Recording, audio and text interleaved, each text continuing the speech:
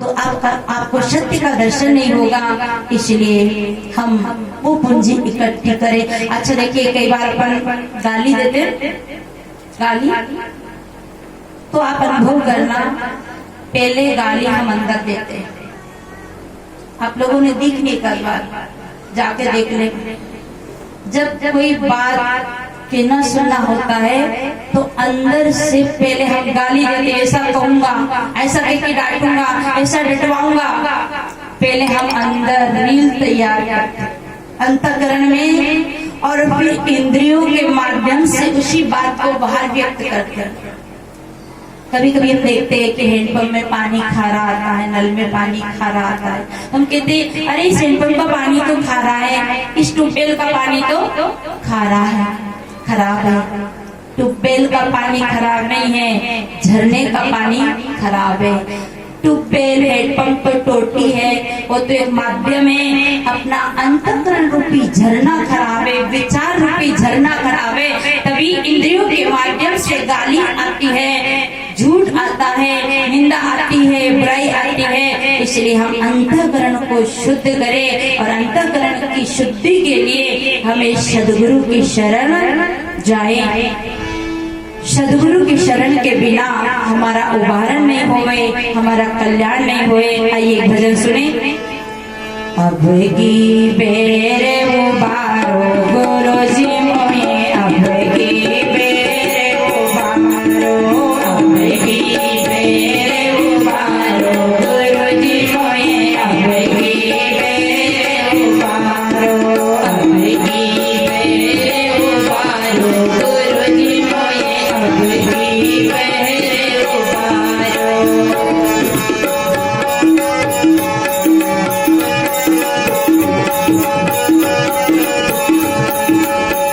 सत्य ही सब बोलेंगे, कोई नहीं बोले, बता कोई नहीं बोले जो कसम खा के आए।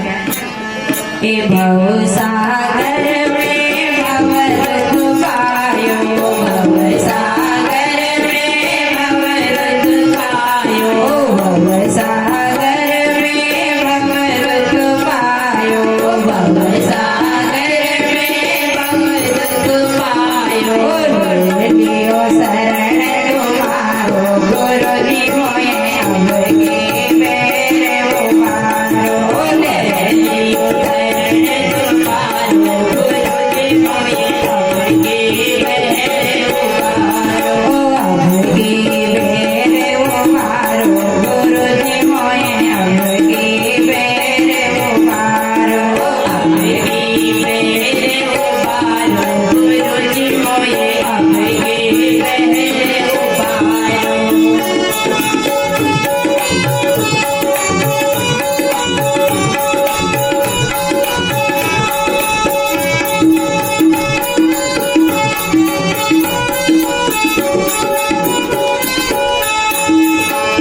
उलक चौरासी में भरमायो, उलक चौरासी में भरमायो।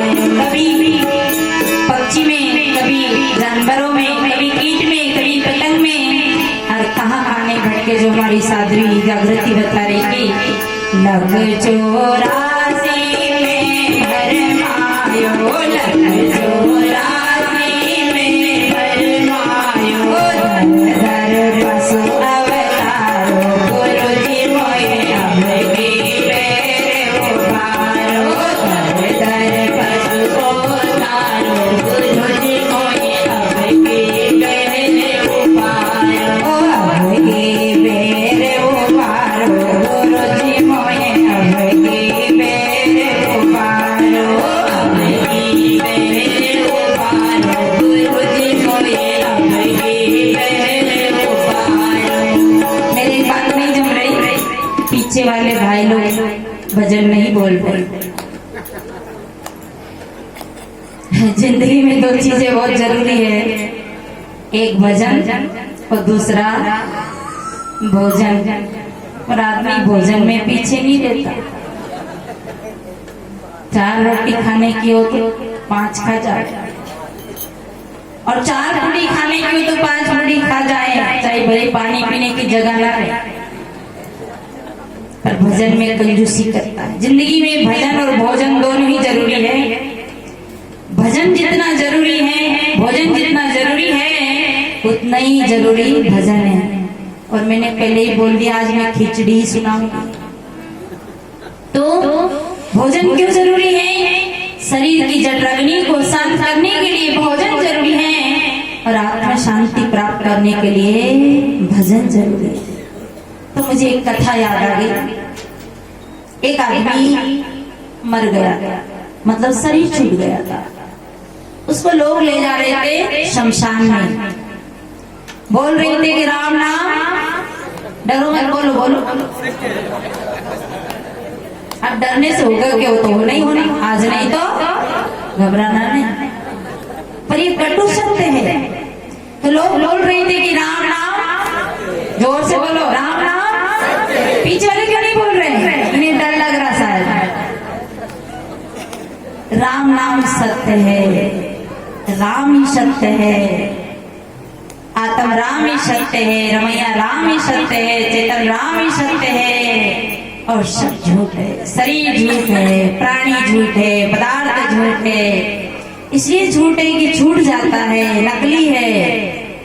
एक एक सत्य है जो कभी छूटा नहीं, छूटेगा नहीं, मीठा नहीं, मिटेगा नहीं, वो है आपका आत्म राम। ऐसे तो हमारी बहनें बोलती है, हमारे उधर का तो इधर का तो पता नहीं, पर पति मरने के बाद कहती हाय हमारा राम जी। इधर कहती है कैसे? इधर भी बोलती। जिंदगी भर कहीं पप्पू के पापा, महेश के पापा, दिनेश के पापा, योगेश के पापा, बबलू के पापा, नबलू के पापा, गप्पू के पापा, ऐसे कहते रही। पर मरते ही बोध हो गया, भाई किसने आत्मज्ञान दे दिया?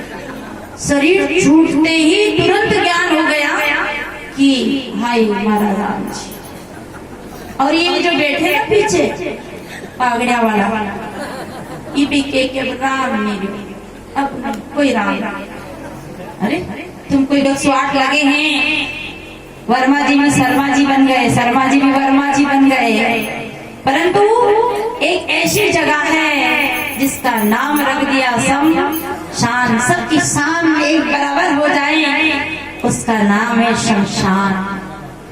और यहाँ तो हम जाति पूछते हैं, ये कौन जात के हैं, ये कौन घर के हैं, ये भी मुझे बड़ा दुख लगता है। जाति भी लोग बहुत पूछते हैं। मैं इधर आपके गरोड़ तरफ एक गांव है कोठड़ा, वहाँ आई थी मैं बहुत दिन पहले, 2-3 साल पहले। एक नारायण जी भाई है उनके यहाँ, तो ऐसे 4 बजे घूमने गई, एक बाबा भैंसे चला रहा था। उन्होंने कहा मीरा भाई आप कौन जात का हो? मीरा भाई आप कौन जात का हो? अब मुझे पता चल गया कि जात पूछ रहा। बाबा के चश्मा लगी थी, भैंसे चरा रहे थे। मैंने कहा दादाजी पहले आप चश्मा निकालो तो मैं बताऊं। अच्छा ये बताओ मैं कौन जात की दिख रही आप? अभी आपके यहाँ भैंसे भी चल रही, गायें भी चल रही, बकरियां भी चल रही।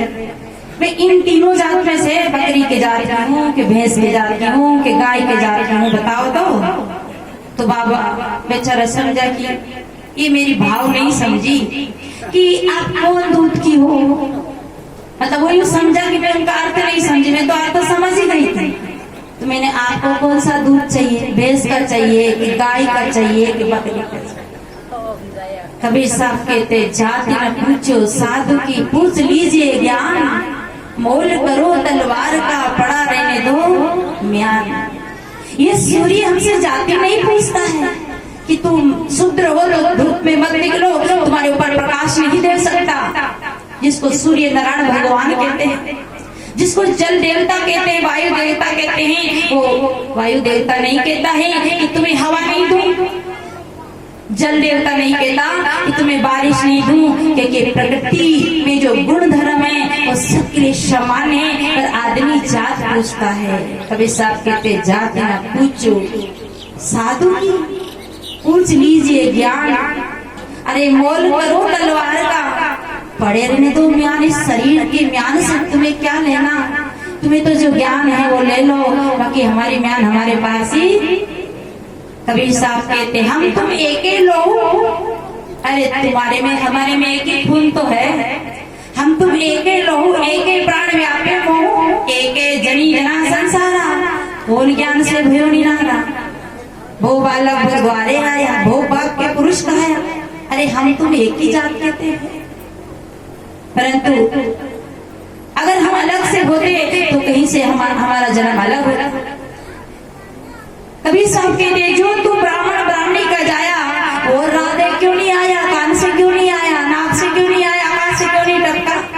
जो तू ब्राह्मण ब्राह्मणी का जाया, और राधे क्यों नहीं आया। जो तू तुर्कनी का जाया, बेटे का ही न सुन्नत कराया। अगर तू तुर्कनी का मुसलमानी का जाया है, कोई भाई बुरा मत मानना, ये कबीर साहब की बातें हैं। तो पेट में सुन्नत कर खुदा ने हाथ बनाए, पैर बनाए, प्रतीक इंद्री बनाई, तो क्या एक छोटा काम करना भूल गया जो तुम्हें बाहर आकर उसकी क्रिया करना पड़ती है। अरे कबीर साहब दोनों ही को समझाए हैं मानवतावादी विचारों को लेके कि पहर जने ब्राह्मण होना मेरी क्या पहनाई, वो जन्म की सुदृढ़ पुरुष तुम पढ़ने क्यों भाई। अर्ध शरीर नारी बकानी ताते हिंदू रह गई, जिसको अर्धांगिनी कहते हैं। अरे आपने तो सुन्नत करा के शुद्ध मुसलमान बन गए हो, परंतु नारी तो बेचारी सुन्नत नहीं कराई, तो वो तो आदि हिंदू आदि मुसलमान रह गई। इसे सज्जनों एक ऐसी जगह है जहाँ सबकी शान धूल मिट्टी में मिल जाती है, या ना जाती है ना कोई पाती। तो मनुष्य की बनाई मर्यादा है, महिमा है, बाकी सब मनुष्य एक जैसा है, सब मनुष्य एक जैसे समान, सब में वही प्राण है, वही राम है, वही 5 तत्वों का शरीर है, सब में वही खून पसीना है, वही मज्जा मांस रोम त्वचा हाड़ है, वही किडनी फेफड़ा गुर्दा है, सब कुछ वही तो है। हाँ, जिसकी खानपान अशुद्ध है, जो मांस खाता है वो बिल्कुल नीच जात का है, उसके हाथ का पानी नहीं चलेगा, नहीं चलेगा।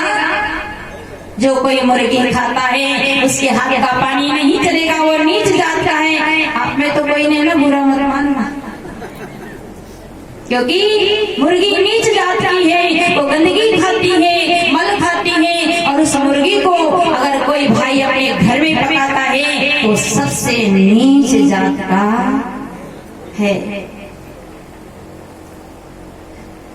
क्योंकि इसी बात को कबीर साहब ने कहा, पंडित गुरुजी पियो तुम पानी, जय मटिया के घर में बेटे तामे सृष्टि समाई, 56 कोटि यादव विजय मुनिया शेष 88, पेक पेक पैगंबर गाड़े 100 सरगियो माटी, हार जर्जरी दूध गली गली दूध कहाँ से आया, सोले पांडे जीवन बेटे मटिया छूटला, हड्डियों से झरझर के दूध आता है, वो भगवान को भोग लगाए जाते हैं। क्या हम पशु से भी नहीं जाते हैं? अरे गाय भैंस से थोड़ी नहीं जाते हैं, वो तो पशु तो मनुष्य, इसलिए किसी से जाके ना पूछो, समता करो। इस प्रकार अगर भगवान राम सोचते हैं तो अपने गुरु वशिष्ठ जी महाराज से पूछते कि वशिष्ठ जी महाराज आप कौन जानते हैं, तो वो अपने गुरु वशिष्ठ जी महाराज को अपना गुरु नहीं बनाते।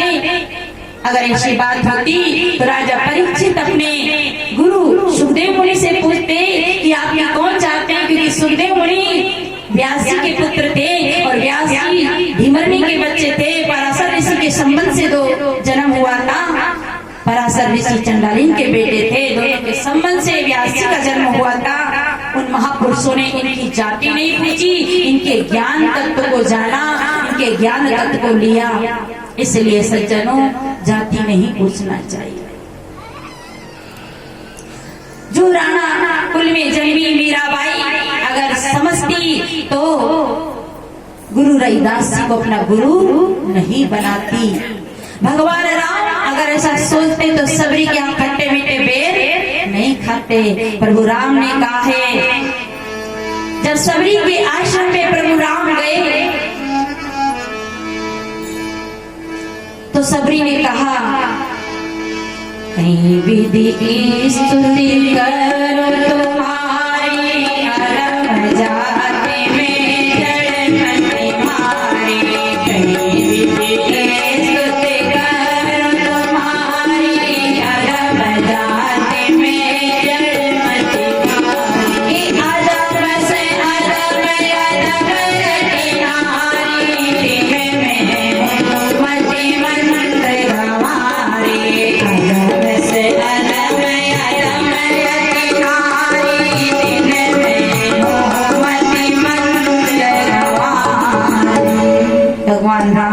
से सबरी कहती है, प्रभु मैं नीच जाती हूँ, कहीं मेरी स्तुति प्रार्थना करूं आपकी, मेरी जाति तो भील है, कहीं मेरी प्रार्थना कर सकती हूँ, मैं आपकी प्रार्थना लायक हूँ? मेरी जाति अदम से अदम, अदम अति नारी, तीन में मति मंद गवारी। तो भगवान राम ने क्या कहा उनसे? कहे रघुपति सुन भामिनी बाता, माने हुए के भक्ति करना।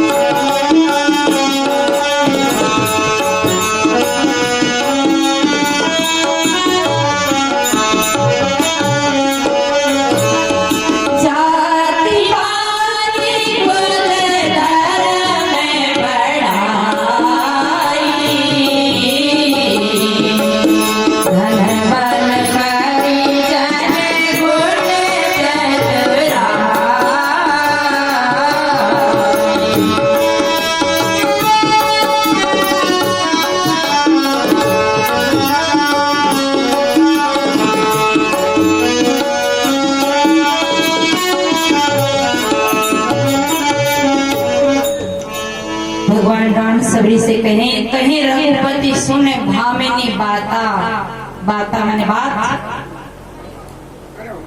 कहीं रघुपति सुने भामिनी बाता। और तुम्हारे हमारे क्या नाथ है? आपके हमारे क्या नाथ है बताओ? हम आपके जाते ही नहीं, हमारी अलग अलग जात है। आप पाटीदार और ये भुवनेश्वरी साहिब राजपूत में सोनिया और ये नागर धाकड़। तो तुम्हारे हमारे क्या रिश्ता है भाई? जो बढ़िया हलवा खिला रहे, आधा आधा किलो काजू बादाम ला के दे, क्या रिश्ता है? विचार कर। और इतने भक्त दौड़े चले आ रहे हैं, ना कभी हमने तुम्हें साड़ी ओढ़ाई, ना तुम्हें कभी हमने 5 रुपया भेंट दिया, उल्टा आप हमें भेंट दे रहे, भेंट चढ़ा रहे, फिर क्या बात है?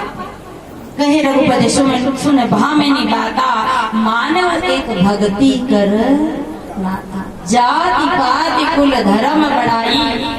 मैं जातिवान को बड़ा नहीं मानता हूँ, धनवान को बड़ा नहीं मानता हूँ, पदवान को बड़ा नहीं मानता हूँ, मेरे तो वही प्रिय लगता है जो भक्तिवान। जाति पाति कुल धर्म बढ़ाई, धन बल परिजन गुण चतुराई।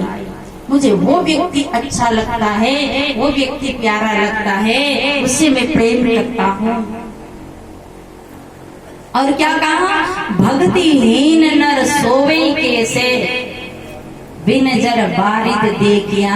किसान की फसलें सूख रही हो, सूखे सूखे बादल उठे तो किसाने अच्छे लगे? और घटा तो उठे पर एक बूंद ना गिरे तब भी अच्छे नहीं लगे। तो भक्तिहीन नर 56 प्रकार का आइटम हो और जरा सा उसमें नमक ना हो तो स्वाद आएगा? तो जीवन में भक्ति का स्वाद, जिनके जीवन में भक्ति है, वो चाहे सबरी हो, चाहे सेजो हो, चाहे रविदास हो, चाहे नारद दासी पुत्र हो, चाहे सुखदेव मुनि हो, चाहे व्यास जी हो। इसलिए भगवान राम ने अपने गुरु वशिष्ठ जी महाराज के चरणों में नमन किया। जब राम जी ने रावण को मारा तो लोगों ने पूछा, हे प्रभु, इतने बड़े राक्षस रावण को आपने कैसे मारा? तो राम ने ये नहीं कहा कि मेरी माया थी, मेरी माया की ताकत से मारा। गुरु वशिष्ठ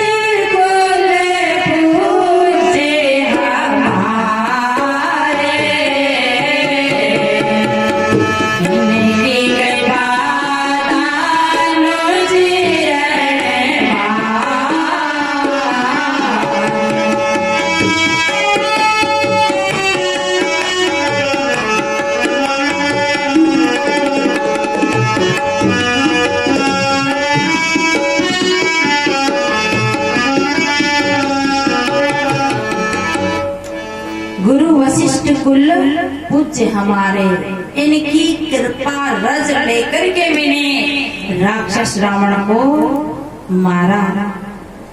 तो ये महापुरुषों ने उनका जो सार ज्ञान था उन्हें लिया, इन्होंने जाति नहीं पूछी। तो मैं निवेदन कर रही थी कि उस जगह का नाम है शमशान। तो जो आदमी मरा उसको लोग ले जा रहे थे शमशान में, बोलते जा रहे थे राम नाम मत बोलो। क्यों बोले आप बिना आज्ञा तो राम नाम सत्य है। और पीछे की ओर पंक्ति बता दो, सत्य बोलिया और झूठ बोलिया गत। झूठ नहीं बोलना, सत्य बोलना। हमारी बहनें व्रत करती है ना, आपको एक व्रत का भी शाप का बता दूं, सत्य बराबर तप नहीं। कान का वो साड़ी हटा लो, सुनाएगी नहीं।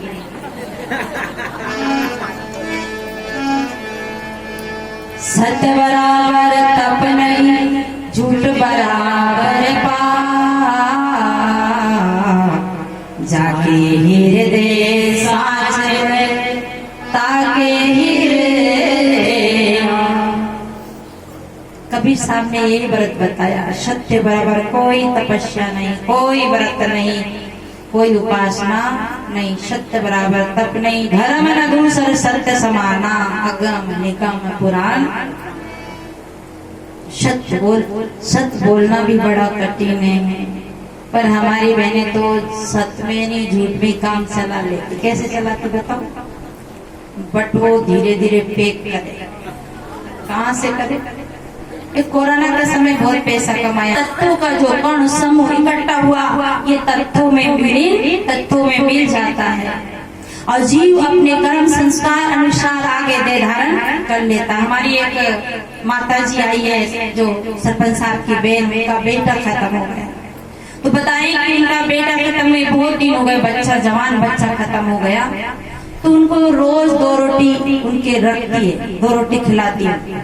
हमारे बहुत दिन हो गए और उसको रोटी खिलाती। अरे तुमने हाथ से जला दिया तो रोटी किसको खिला रहे हैं? पर ऐसे अंधविश्वास उनके जीवन में पाल लिया और वो आज भी कर रहे हैं। थोड़ी विचार करने की बात है। शरीर जब जीवात्मा जब